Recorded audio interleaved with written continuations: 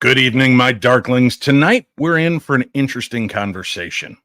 I say interesting because when somebody reaches out to me and says, Dave, I've got a project in the work, and the project is dealing with multiple personalities meeting the supernatural. How can I say no to a guest like that? Somebody that's taking the time and effort to research, educate himself and others about this phenomena and the psychology of it. We're going to discuss that and so much more right here on your home for the very best in paranormal talk radio. I'm Dave Schrader, and this is my Paranormal 60. I'm not gonna stand here and listen to this baloney. You won't know. He doesn't stand for baloney.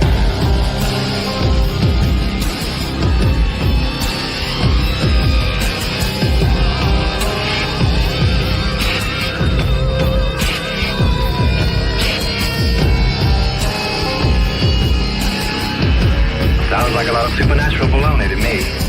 Supernatural, perhaps. Baloney, perhaps not. Hello, my darklings. So I'm a little shaggy today as I'm preparing to head out of town to join the Michigan Paracon. I'm looking forward to it, the final Michigan Paracon. It's hard to say that. It's hard to believe it's true. But if you have not been a part of one of these last 15 years, you've really missed out on something pretty special. So we'll be there for the remainder of the weekend, but I wanted to make sure you had a brand new episode, something fascinating to wrap your brains around. I also wanted to give you a very quick little update. As of right now, Chris Fleming, the GoFundMe account is at $14,505. That's right, $14,505. We're only $5,500 short of the initial goal of $20,000 to help our friend dealing with an aggressive form of cancer. If you can donate, the links are in today's program guide. If you'd like, you can also click his Etsy link. If you'd rather buy his artwork, the money goes to him as well, and that will help him out and help clear out his backlog of art that he has done over the years and has made available to you. It is supernatural, paranormal, fae-like, and more. So many different things to take a look at. He is a remarkable artist, a remarkable human being, and battling for his life right now with a very rare form of blood cancer. And every dollar we help raise for him helps alleviate some of the stress so that he can continue to survive paying his bills while he awaits this healing, hopefully, and get some more time out of this deal. And it's really brutal. It's of course, if you know anybody that's had to go through cancer, all of the different treatments and things that are going to be coming up for Chris, and that's in hopes to get ahead of this and give him more time with us. And because of the chemotherapy and the work that's being done, it reduces his immunity and drops it quite low. And he can't really do much of his public events that he's used to doing because even a common cold could be devastating to him health-wise. So we're doing our best to try to help him out and give him a cushion. I'd like to get to $30,000 to $40,000. If we could raise that, that will give him 6 to 8 months of cushion to pay his bills, keep the roof on over his head, the electricity on, the heat on, food coming in, and give him a chance to just focus on healing and not sweating the small stuff. So thank you all for your kindness and everything you've done to this point. Over the years of doing paranormal radio, we've often talked about the different elements that take place, people that have gifts, sometimes hearing voices, seeing things. You know, we label them medium or psychic, and they are gifted, and they are amazing human beings who are sharing this gift with the rest of us. But for others, they're labeled schizophrenic, psychotic, multiple personality disorders, mentally deficient, and dealt with in many different harsh ways. So as I said, when I got an email from our guest, Nathan Withers, telling me that he was working on a project about this, I knew I wanted to go a little bit deeper. So help me welcome paranormal investigator, researcher, and filmmaker. Nathan Withers is with us right now. Nathan, thank you so much for being here. It's an honor to be a part of this. You know, this is, again, one of those kind of topics that is interesting. It's kind of a fragile ice walk, right? I mean, where do we go with believing some of this is supernatural, some of it is psychologically driven, and could there be a marriage of both? Could somebody who is maybe broken and dealing with mental issues also be gifted, which is adding to that situation. Right. Well, like I think it was about 4 years ago, we were introduced to Malvern Manor, and Josh Hurd being the owner, the guy is a phenomenal host, good guy, but his ability to tell a story and history and give, a walkthrough of any location is amazing. And our first initial production there, which was back in 2020, it was very short-lived. It was middle of winter, like 18 inches of snow. We didn't have a whole lot of time. And I made a small little feature with our 4-part series. And, we continue to come back over the years. And then I think it was our second or third shoot. Had no idea of the new activity that Josh had been experiencing. And we all noticed that the location's energy was different. Mm-hmm. It just, the whole vibe was very odd because, when you walk into this place, it already has a creep factor to it, sure. Right. But like, even when you walk into the living quarters, you feel at home. It's just what it is. But when we walked in, my entire production team just was like, what is going on? This is unusual. This is very weird. And we couldn't shake the feeling. So I think it was like night 2 of our production day. I was going to talk to Josh, like we normally do an interview with him and get his segment done. Well, he ends up telling us about that had made its way to the surface. And the way that he described it was, it feels like it's all around you, but it's nowhere all at the same time. He goes, I used to come to this place just to be here, but now not so much anymore. Because I've been so scared that I don't know what the building, what the capability of this entity can do. And he started sending me emails of footage that he collected over the last, 6 months to a year. And each clip got more groundbreaking. It got more sinister, more visually manifesting. It was just unbelievable.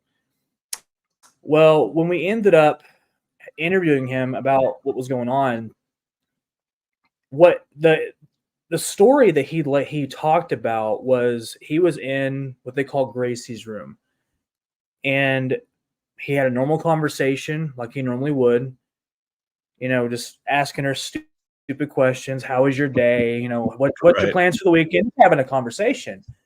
Well, out of nowhere, he said on one of his devices, it kept saying, he's coming. He's coming. And then all of a sudden it would say, he's here. You have to go. And I'm getting chills thinking about this because I can't even fathom like what happened after this. He said that all of the gadgets that he would be using, K2 meters, whatever he would be using, would just flatline. Any activity in the building that would be happening would just flatline. Residential spirits or anything that was going on, done. Well, out of nowhere, he said it was like the building just went dark. It would shift. It went from a normal, every haunting to something that he didn't quite understand. And so this has happened for quite some time. And we're having some connectivity. We're having some connectivity issues, Nathan. What I'll do is I'll release you and have you come back in and see if we can make a better connection. I want to make sure that you guys can hear everything that he's saying. And although we've got the gist of most of the story, seems the more deeply we push into this scenario, the more their connection issue is taking place. Again, could be paranormal, could just be bad connectivity, which is also known to happen from time to time in the paranormal realm. I'm interested to see where this conversation goes on so many levels, because one of the things, and I'll bring this back up to our guest as we continue on with the show, one of the things I've often wondered about is the personality of the location that we investigate as well. How much of what is taking place is a proactive blockage coming from the location? The science believes, and they're looking more into it, and obviously indigenous peoples and so many others have believed for a long time that everything has a form of consciousness, and that, obviously the house that we've made is made of wood, of concrete, of things that are all of this earth that they believe have consciousness. So could these places begin to take on a personality of their own as well? So in a haunting situation, we may be dealing with ghosts, we may be dealing with the living, the people that come through these locations, and we may be dealing with the personality of the location itself. And this will be part of what I'd like to bring up to our guest, Nathan Withers, as we continue. He's back with us right now. Thank you, Nathan. Hopefully our connection will work a little better now. But Yeah. So you said that things were really starting to change. They were more sinister, I think was the word you were using. There was something that was definitely altered. Right. And what was crazy is like once things would flatline, he then began getting these audible responses, which, it was a personal experience. He doesn't have evidence to back it up, which is okay. It happens. But ask, what if I just tried to get rid of you? And it would say, bring God. It would say very weird and, defining things. Mm-hmm. And when we came back, of course, same thing. It was dark. It was the building would mess with you. It was 5 steps ahead of you at all times. Anything that you were going to do, it would mentally mess with you. It knew exactly what you were going to do, when you were going to do it, and how you were going to approach the investigation or anything you were going to do. Mm-hmm. And it chose when it was going to allow itself to talk to you or attack you. And what I mean by attack you is it would break you down mentally, spiritually, and physically. And it could be whatever your worst fears are. It brings it to life. It confronts it through you. Well, we brought on our psychic medium, Nicole Parks, for this last production. And we were told about a piece of history that just, we can't prove it. The story's real, but we had a very interesting theory that we just could not help but introduce the idea of. There was a girl, her name was Gracie, who was housed there, but back in I want to say either the 90s or the 50s. I don't know. One of those two, don't quote me. Okay. Yeah, but she had schizophrenia and she had DID. And it was said on multiple occasions. Now, Nathan, for people that don't know, what is DID? It's like a dissociative identity disorder or something like that. It's okay. Personalities. Yeah. All right. I probably butchered that title. We got you. Yeah. So when we found out about the story and what would happen, the nurses would, on everyday occurrences, would hear what sounds like a male voice come from her room. And she was constantly, under this impression that the devil's coming to get me. The devil's coming to get me. And when she would say this, another voice would would come out of her. And of course, the nurses would run to her room and they would only find Gracie in her room by herself. There was no one else. Mm-hmm. And this eventually freaked out staff so badly that they ended up quitting on the spot. Like the first day of work, they quit. What would the voice be saying? Was it just the fact that they could hear another voice and there was only one person in the room, or was the voice itself threatening? Thing that I know on documentation was the devil was coming to get me. Just some of the weird, like, voices that would come out of her mouth were very deep and dark, and they thought, oh wait, there's a male in that room. That is not that can't be a thing. But whenever she would have her lash out anger problems or her episodes, that's when it became very aware that there's something not right. And then one day, nurses went into her room and they actually documented 13 separate distinguishable personalities, and Wow. one of them being a male dominant alter. So throughout the film, throughout the production of making this case and all this, we could not help but just think, like, what if she's manifesting what if we are connecting with her altars? What if what Josh has captured, all this manifestation he is documenting, what if that is her personas manifesting and from the afterlife into current reality? And that's what he's experiencing. What if this number one, because it presents itself as number one. Forgot to mention that. Okay. It presents itself as number one. And what if number one is what is the dark male altar? We don't know, but our evidence that we've collected and seeing, Josh's story and what he's collected, it doesn't surprise me. It's very compelling stuff. And it's a story unlike anything I've ever covered before.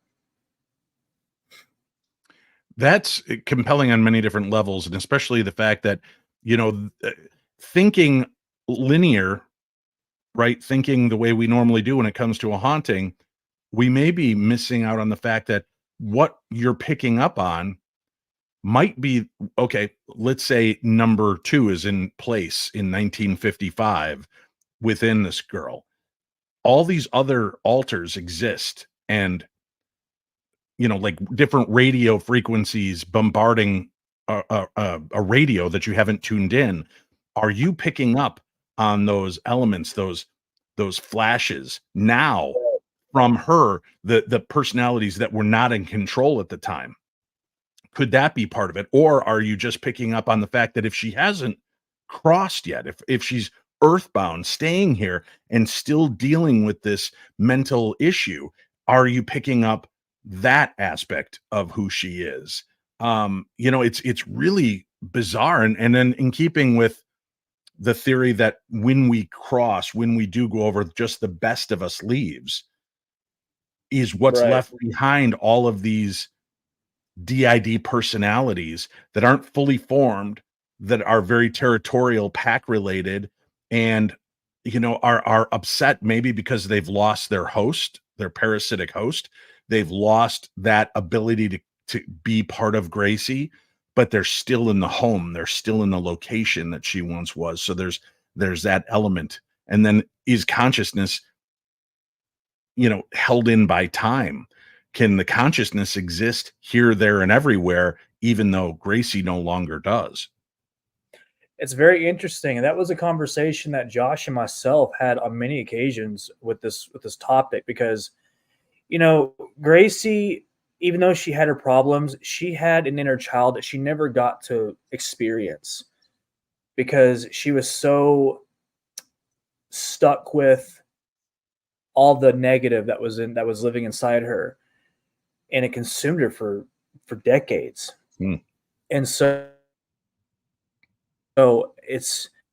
I believe, after investigating everything, that all of our responses, all the things that we were able to collect, I think in some way we are connecting with each alter, each personality. We have the good ones. We have, whatever was in her mind at the time, we might have elicited a response based on the questions we asked. And maybe that was what each of the personalities went through at one time. Right. I don't know. It's just interesting. Now, when you have a medium go in there and you're obviously going into a location that's going to have been standing for a long time, many people have come and gone through those doors. So your medium has to sift through that information and knowledge. But when you come upon somebody that's this powerful in many different ways, many different personalities, is there ever a danger or concern for the medium that you're working for that they may get overrun or overwhelmed by these manifestations? That's actually a very good question. I'm kind of glad you mentioned that, because our medium, Nicole Park, so she's fairly new to the investigation side of things. But when she went to Malvern with us for the very first time, this last time, she knew bits and pieces of why we were going there, but she didn't really fully understand the story. And when she went in and she made contact with Gracie, she broke down. She got to experience the inner child that she never got to experience as a kid. Right. She got to see an insight of what lives inside of Gracie's mind, the types of things that she went through. And when we were able to hear about it, she got hysterical on camera, and it almost got to where she had to quit. And she ended up saying, she was, the things that I was shown, the things that she showed me were absolutely horrible, terrible. And, she touched on a very interesting thing too. She said, people think being a medium is all fun and games. Right.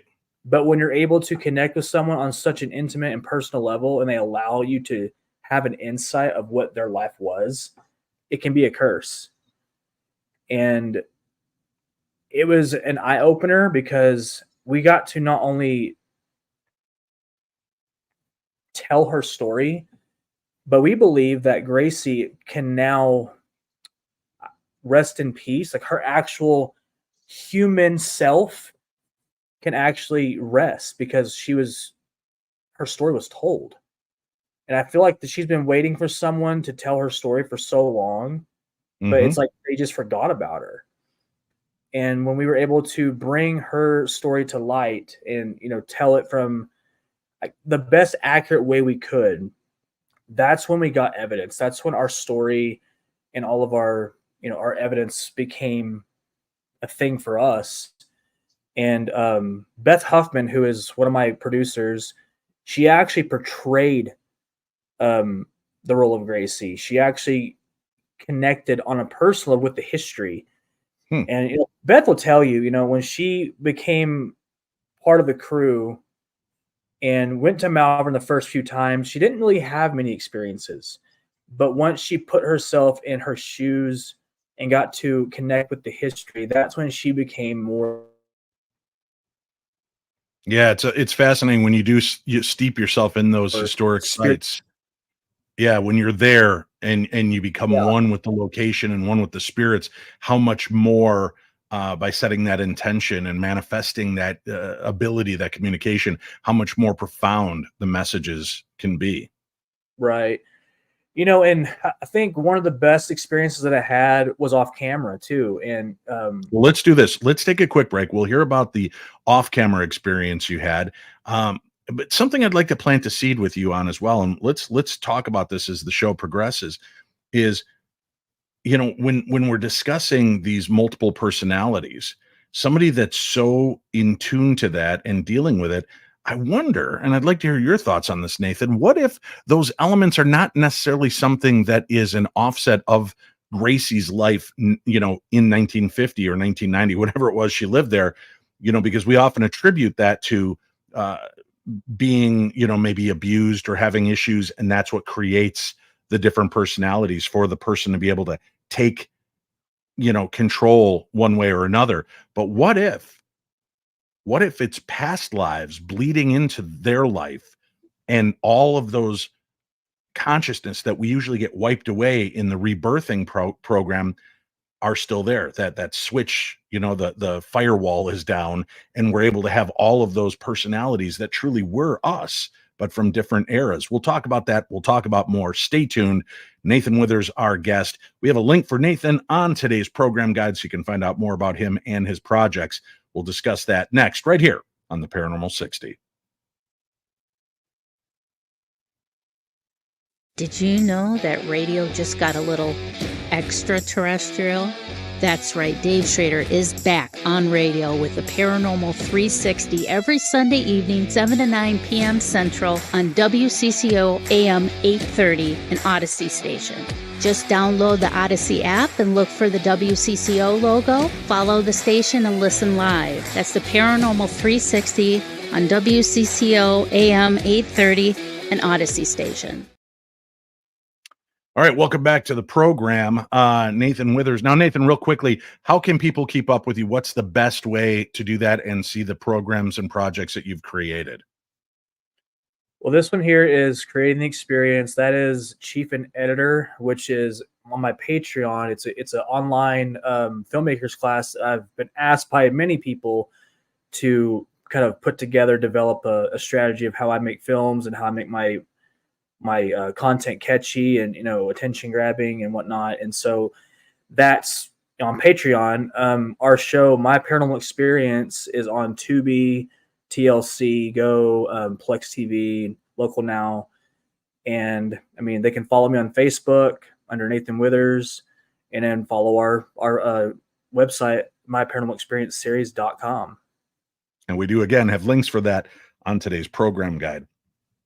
Before the break, you were telling us that you had an off-camera experience that was one of your favorites. Could you go into that a little bit more? Yeah, that was very intense too. And what was crazy was we were actually filming right before this happened. And, my camera battery died. And I was told by a geoport, Nate, leave, get out. Like, it was very, very definitive. And at first I was trying to fight back a little bit. I wasn't going to leave just because they told me to leave. I wanted to see what else would come through. But anytime one of my crew members would ask a question, all it would come through is, Nate, leave, get out. And so I got out of the room. I left, went to base camp, just hung out for a minute. Well, one of my production members actually got their phone out, which is unbelievable. Got their phone out, started filming on their phone camera. And once the experience was done, they came back to base camp and they said, "You're never going to believe what just happened." And I went, "Okay." They go, "After you were told to leave, there was a very dark male voice that came through and it said, 'Nate, mark him.'" Yikes. Well, yeah, it was weird. Of course, I was a little bit on edge about that. I didn't know how to handle it. I didn't know what that entailed, which I have really bad anxiety. So I remember that was on my mind the whole afternoon. I couldn't shake as it would be. Sure. Yeah. And Nicole,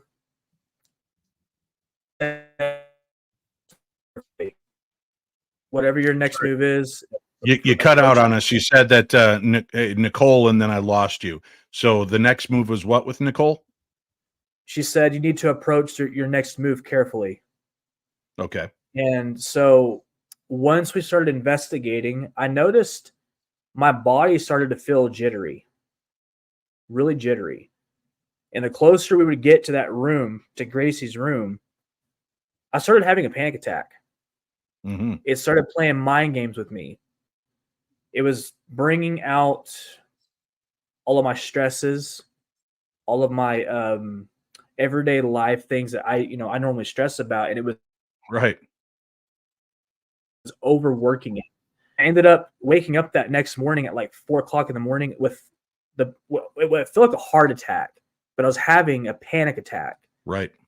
And I had a dream of a black skinny figure in the middle of the hallway lifting up its finger and saying, "Get him." And what I would see in this dream was he would be standing up real tall, and then these like little minions out of him behind him and just scatter. And wait, so you next morning, one being who then would seem to be almost like a back portal to other beings that would come out of him. Yes, correct. But it was like it manifested out of his back end and would scatter. And he would be doing this, like telling people to go get me or whatever. I kept this to myself for a little while because I wasn't really sure like what it meant. And I told Nicole about it later that day. And she said, funny, because number one is a tall, lanky, almost like alienish type of a being. And he was in the kitchen area last night while we were sleeping. I could see him, and I was like, okay, this is weird. Like I don't get broadcasted images like that on a regular basis. So when I see something happening, I know something's really about to happen. And she made it clear. She's like, I think you need to steer clear of number one for right now and focus on just the story. Because the more you focus on him versus Gracie, it's going to get worse. And that's what I did. And I'm glad I did it because I don't know what would have happened if I would have kept pressing and pressing. Mm-hmm. But that experience showed me that whatever this number one is, it's very dangerous. And I believe that's what kept Gracie hostage for so many years. Wow. If that's even the case. Did this number one being that you saw, or that your medium witnessed, did it have a face? Was there any discernible features, or was it just? It was just, from what I was told, it had no features other than the eyes were like a grayish color. There was no facial feature, just eyes, and it was like gray. And very tall, kind of like slender, and that really bothered me. I said, I don't know what this is, what the capabilities are. We've never dealt with anything as intelligent as this has ever been. Right. And it was very unnerving for me. It almost sounds like you're describing the Slender Man character. I know that's what we were talking about. Right. And we've talked about it on the show is like, people know it as a meme. They know it as an online contest, something that was created, but there are actual iterations of that creature that have existed through time and tide. Right. And many different cultures have witnessed it. So it is pretty interesting. And in some of those instances, these legs and almost spider-like arms will come out from behind it as well. Right. So that you saw something that's tall, long, lanky, no facial features, and things, coming out from its back. It's fitting right into that urban legend feel. Yeah. And I think what got me the most unnerved about the whole thing was the dream was one of those types of dreams where it felt so real. Mm-hmm. You were paralyzed. It made you see what it could do, how it could transform, who it could be, what it can make you feel. I mean, it can be your worst nightmare. It can bring your worst fears to life. Darkest. It knows everything about you. Mm-hmm. And when I saw it standing there, my face was paralyzed. I couldn't move. And I remember it, like I said, it pointed its finger up and all these little minions just like started coming out of it. And that's when I woke up. And that has haunted me for a while. That image has haunted me for a long time. And Nicole said, she goes, that was probably the darkest case I've ever been involved in. I've never seen anything like it before. And I've been a medium for 10 years of my life, and I've never seen anything like that. Had it made its way to dream visitation for her as well, or was it strictly for you? No, really? She was getting images prior to us even getting there. She didn't go into detail about a lot of them because she wanted to make sure what she was seeing was accurate. But whenever I had my dream or my vision, she confirmed the same thing, and it's bizarre. Is she, in her abilities, able to discern what this being is? Is it a demon? Is it a fallen angel? Is it an alien? Is it, where does it come from? That's just it. She definitely told me it wasn't a demon. She said it doesn't. It's more like an elemental, I guess. Okay. But she definitely said it's not a demon, but it has the power of a demon. It can do things that demonic forces can do. And it's hard to explain, really. It's hard to put in words what this thing is. It's very, very hard to explain. Right. Well, that's what's so uneasy about coming into contact with these kind of things, right? Yeah. If you're running into something that maybe became number one because Gracie was already a fractured person and saw this into her, then is this something we consider oppression or possession? Is it just, is it an element of who we are, or what we are all capable of if we are weakened and, things. I don't know. It's so weird to say. I'm trying to figure out the right wording for Yeah, this I get you. and I know. not make it sound madcap, but you're right. I mean, it's how exactly do you define what it is that we're dealing with in these cases? And if it's something elemental, then maybe the call for Christ, the Redeemer, is not going to do any good, right? As we've Right. heard that some of these older and earth-like creatures have their own set of rules, it appears. And then when you don't have the ghost itself to speak to, were you able to, or have your medium tap into Gracie to give any insight to these beings, these other personalities, and what her take might have been? We actually had a conversation about this. I think it was the second or third day that we were on set. She actually told me, she goes, I can't figure out if number one is the house or if it's Gracie herself. Because Mhm. but I have a feeling that this house and Gracie are one. And I feel like they are controlling everything. Because in my own opinion, my own theory, any residential spirit that's here, she makes people believe they are communicating with the residential spirits, but it's actually her and the altars that they're communicating with. Hmm. And I thought that was interesting. I really did. And as I was kind of laying out at the beginning of the episode, talking about the fact that, what is consciousness? What has consciousness? Science now starting to yield to the fact that maybe everything has a form of consciousness. And if that's so, then the house itself might. And if it, in some of these instances, like Malvern Manor and other places, sometimes they go dormant for a while where people are no longer there for long periods of time. Do the houses replay the memories of their favorite beings, of their favorite inhabitants, to keep themselves company? As strange as that sounds, are they more like projections of memories from the location, from the ground itself?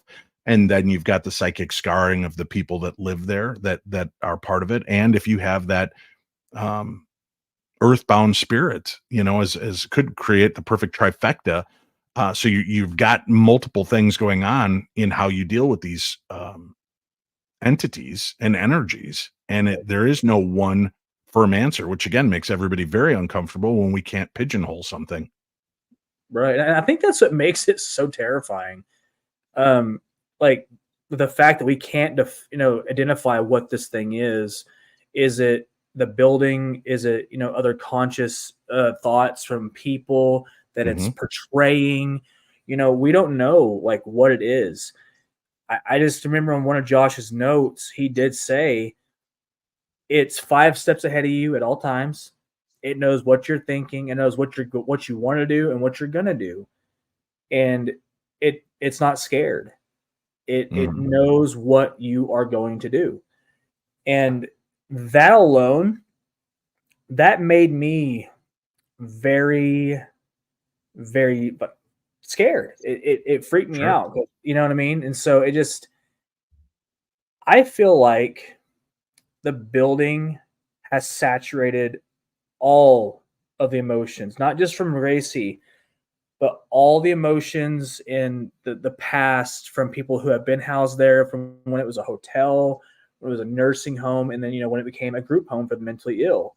Right. There's no telling, how many people's stories and devastation has been there, and it doesn't And tortured minds that have crossed exactly. over that. Yeah. And Wow. it makes you wonder, does all of that negative energy, does that fuel Gracie's altar, or is it the house that it's fueling, or is it both of them that it's fueling? Right. And It's that like makes the chicken or the egg, right? What came first? exactly. What is it that has that ability and power? Let's take our final break. We'll come back. We've got more to discuss with Nathan Withers right here on the Paranormal 60. Oh, my little darklings. Theater of the Mind, Tales from the Darkness is out, and it's available right now. And I would love for you to pick up a copy of my brand new book. You can get it on Amazon wherever you live in this great, big, wonderful world of ours. Or if you'd like to get an autographed copy and you live here in the United States, go to paranormal60.com. We have the standard copy, non-autographed, just $20. Signed copy, only $30. And not only do we have this book, but we have my other book, The Other Side. And right now I'm running a special. If you pick up both books, you can get both books for $40, both signed.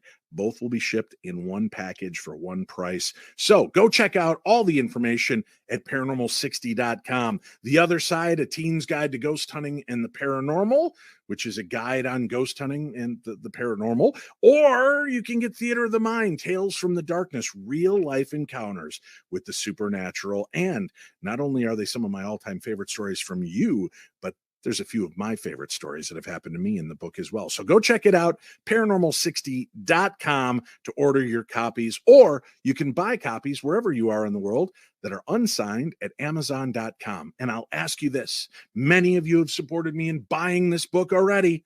If you could just take 30 seconds to rate and review this book on Goodreads or on amazon.com, I would greatly appreciate it, because the more we get of good ratings and reviews, the more they expose this book to a wider, bigger audience. So I would appreciate that as a personal favor to me, your pal, Dave Schrader. All right, we're back. Nathan Withers, our guest. We've been talking about Malvern Manor and talking about the ghost of Gracie, the multiple personalities of this haunting. Something to think about. And folks, for those of you watching the YouTube version of this, put your comments down below. Let me know what your thoughts are. Tell me about your ideas, the things that we've talked about tonight, the multiple levels of consciousness that exist. Do you believe a building itself can be conscious and have its, be what is haunting? Maybe not the people, not the past, but the building itself that is awake and is putting this out there. What do you believe about past lives, and could past lives be part of what people are dealing with when they are encountering multiple personalities or dissociative identification disorder? Is it that they're carrying the weight of every past life, and the strongest, maybe the most broken or vulnerable, are the ones that are coming through because they're the most like the personality now? I'd love to hear from you. Or for you out there listening and watching the show, you can email me, dave@paranormal60.com. That's dave@paranormal60.com, and let me know your thoughts. Nathan, at any time, did you feel like any of you were truly in danger from this entity or entities that were in Malvern Manor? Oh yeah, definitely. There was, and multiple times off camera in between sets, it was very uncomfortable. I know Beth, when we had walked in this last time, the first thing she said was, "Something's off. I don't like the energy here. This is not pure. This place used to be pure, and there's something there. We have eyes on us." Is what she said. We have eyes on us, and I don't know where it's coming from. And again, that's one of Josh's notes. It feels like it's all around you, but it's nowhere all at the same time. And go like sleeping there. That was a challenge. Oh, I bet having to sleep at this place for 4 days was a challenge. Because you never knew, at any given moment, what was going to happen. If you heard a footstep, if you heard a voice, something, you didn't know. And that was terrifying. But yeah, there was multiple times we would feel threatened. Well, Nathan, let me ask you, with not knowing the time frame of this, there were quite a few haunted locations that shifted during the COVID situation. Yeah. Because they went from active and having the lifeblood of humans coming through them all the time, feeding that force, feeding those spirits that are there, to suddenly being devoid of that and having no interaction. And in some of the places, I know the Queen Mary was one of them, it almost seemed like the ghosts were hungry. Like there was a shift. I know the members and employees and security of the Queen Mary felt, they always knew it was haunted. This felt different. This felt darker. This felt more creepy. Psychologically, it could be because, hey, there's not all these people around anymore. But where do you lie on that concept? I know it's kind of a big, broad, heady subject, but where do you think that might play in? I think anything's possible. When we all went through COVID in 2020, that was a big hit for everybody. That was a very negative, Hmm. hard, dark time in the world for everybody. And not having activity, like normal life activity in certain places, whether it's a business, a home, or whatever it was, that there's a dark cloud that sits above the foundation. Of course, that, like I said, Did we start to see this turn at Malvern Manor happen post COVID? I think it was like 2 years after we went the first time. Okay. So, or whatever. Yeah, about 2 years afterwards. That's when we started to really find that about this number one character. And that's when things just took a completely different turn.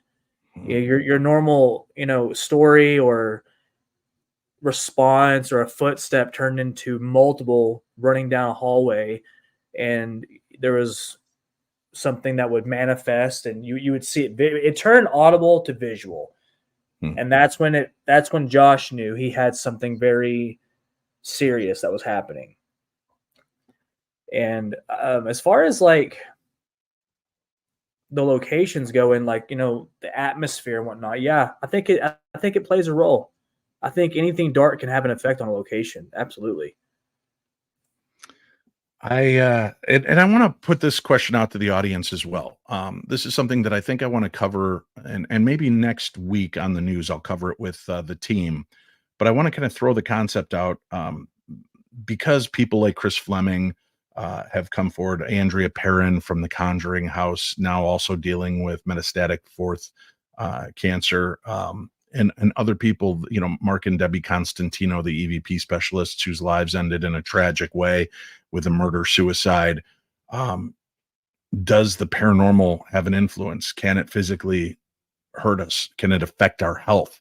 And I want to talk a little bit about that because I see some fear starting to build in people.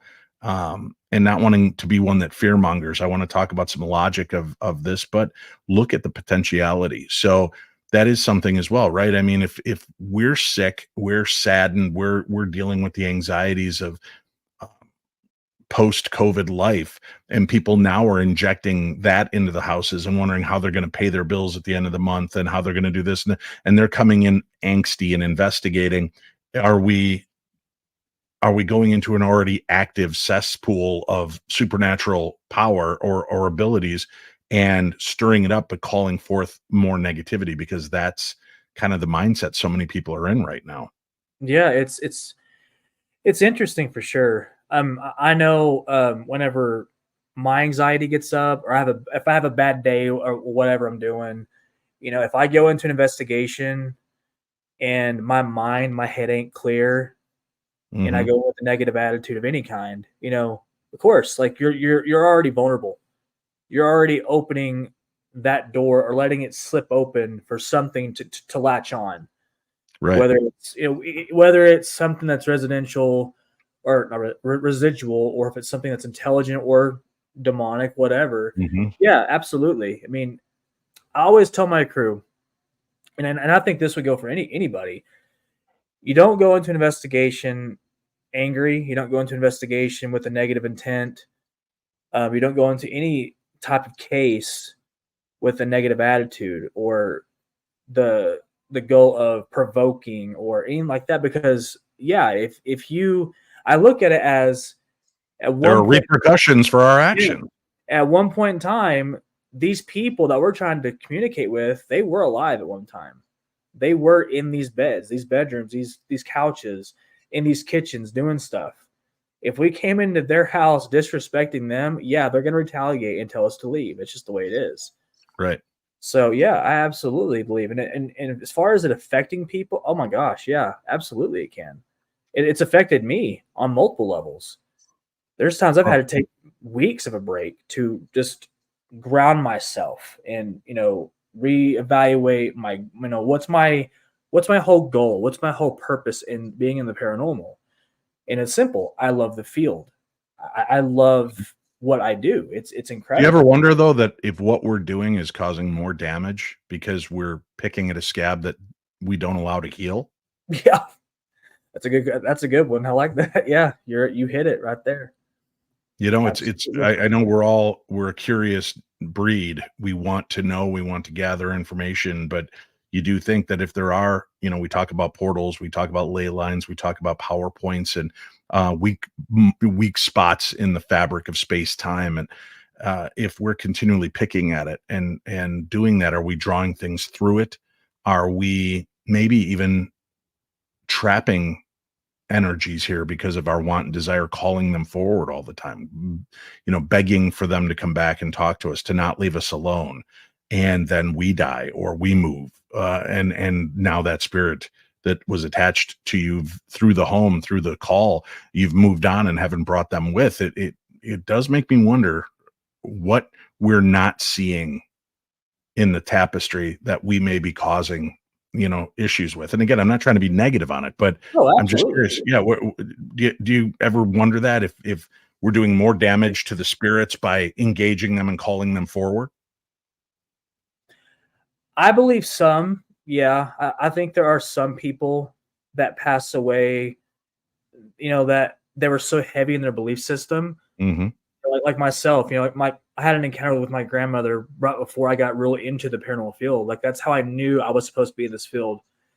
You know, she was not a believer in ghosts at all, and you know, she knew that I was into the paranormal field, and she told me right before she passed, she goes, "I'll make it." She's like, "I'll tell you what I'm going to do because you want to see a ghost. I'm going to come back to you, and I die. I'm going to show you myself in my prime."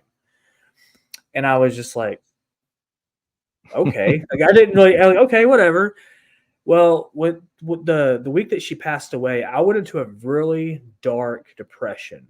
And it was Hmm. because I wasn't at closure with her, but I was able to experience her in her prime. I saw her come as like a projector. She manifested from the ground as like a projector.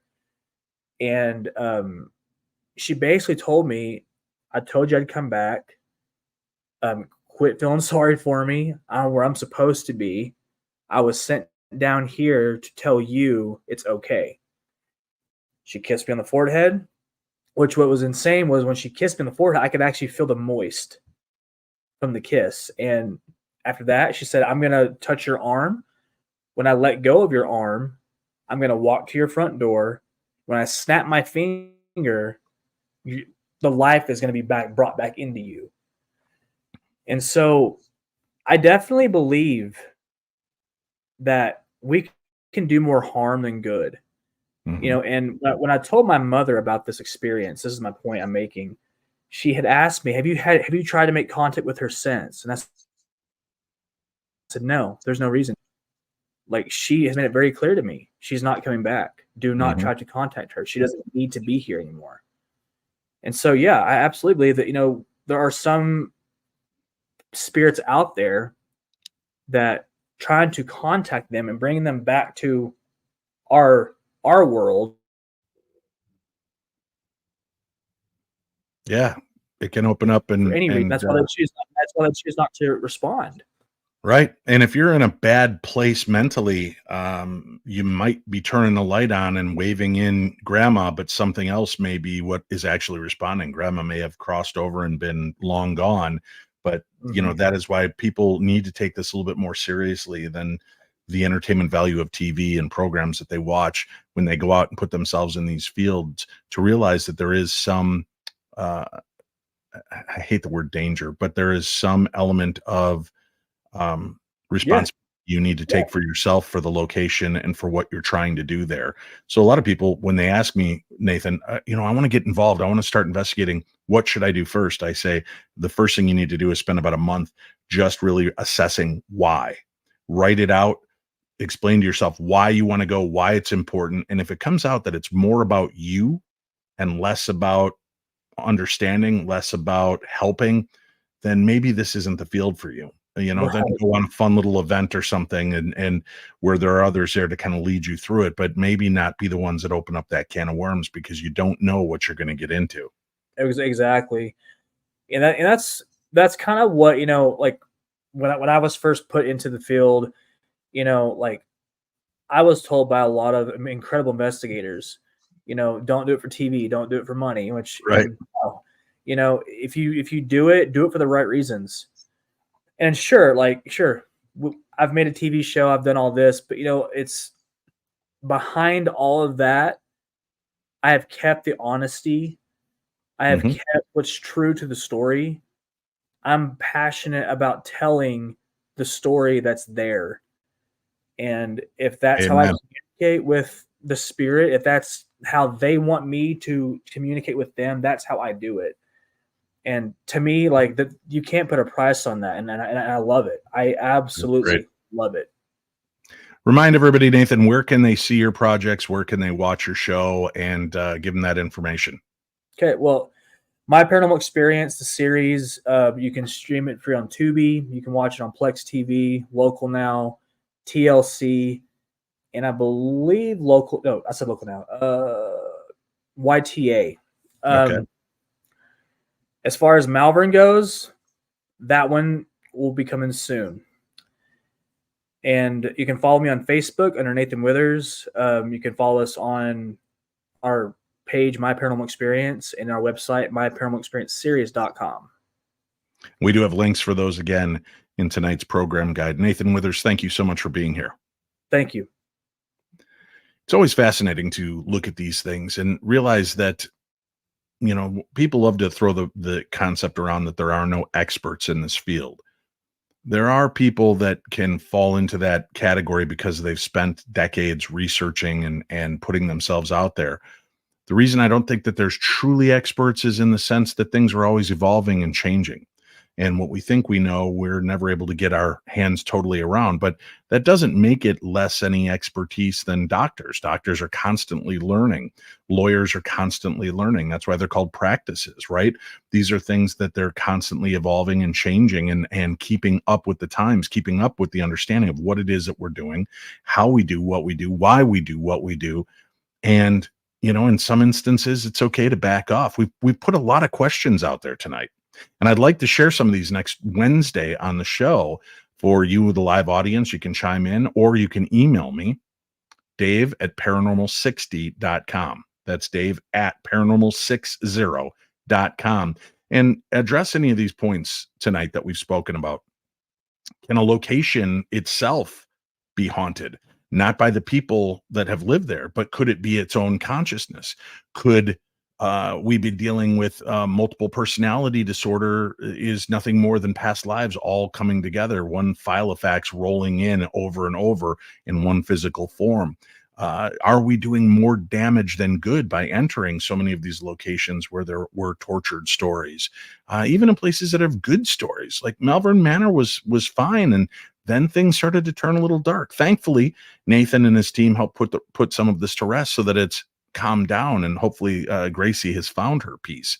But we do need to know these thoughts, and I'd love to hear from you. There is no wrong answer, and you can fly in my face with anger and disparaging comments, or you can come at me with constructive criticism, or you can agree wholeheartedly, whatever fits your concept. But I want to hear it from you, and email me. We'll share that on an upcoming episode. This whole world that we live in, this Paranormal 60, the world that we're doing now, this is a place for us to feel safe, to challenge each other, to question things, to want to know and understand more about the realms that fascinate all of us. So the only way we can do that is by engaging in conversation, respectful conversation, opening up dialogues. And I hope that will be part of your world going forward as well. So may the darkness of this world be just a little bit more light with the information we share here. And until next week, my friends, make sure that you tune in this Sunday to the Paranormal 360 on WCCO Radio in Minneapolis, St. Paul, 830 on the AM dial, or you can listen and stream it free on your Odyssey app, AUDACY. Get that free Odyssey app, and you can just listen to WCCO every Sunday night, 7 to 9 p.m. Central, or just ask your smart device, please set a timer and turn on WCCO Radio every Sunday night, 7 to 9 p.m. and then you can engage and be a part of that program. I'll be back here next week, Monday and Wednesday, with brand new episodes, and the Paranormal 60 News crew will be back with me next week, tackling some of these questions and thoughts and your emails. So make sure to be a part of the show, and thank you for taking the time to think about these things, consider them, and open this dialogue back and forth. And thank you to our special guest, Nathan Withers. Until next time, friends, meet me right here in the Paranormal 60.